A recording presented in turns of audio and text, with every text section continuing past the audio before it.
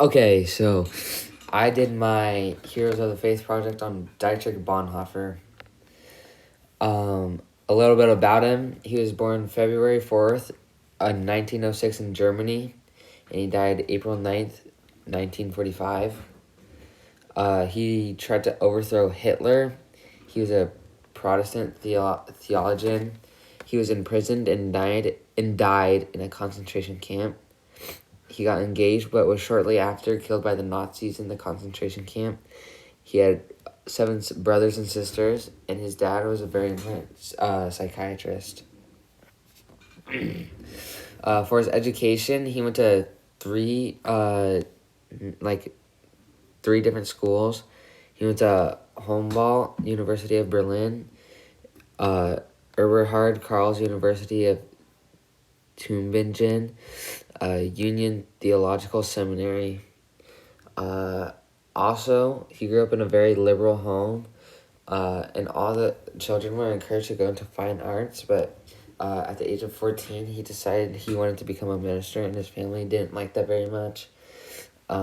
His main influencers were Adolf von Harnack, Reinhold Seeberg, and Karl Hall. For his ministry accomplishments, he is best known for his opposition to National Socialism and his ties to overthrow the Nazi regime, which ultimately led to his execution in 1945 in the Flossenburg concentration camp. He was also a very important contact for the church and ecumenical leaders in the United States and Europe. From 1928 to 1929, Bonhoeffer was a pastor of a German-speaking congregation in Barcelona. He was the assistant pastor. In 1937, he wrote the book that The Cost of Discipleship. He also became a double agent. Bonhoeffer started teaching pastors secretly in an underground seminary called Finkenwald. Oh, I already went there. Okay, faith questions. For the first one, he helped bring to light what the Nazis were doing early, and he also helped overthrow the Nazi regime. He was able to bring to light what the Nazis were doing early because he was a double agent.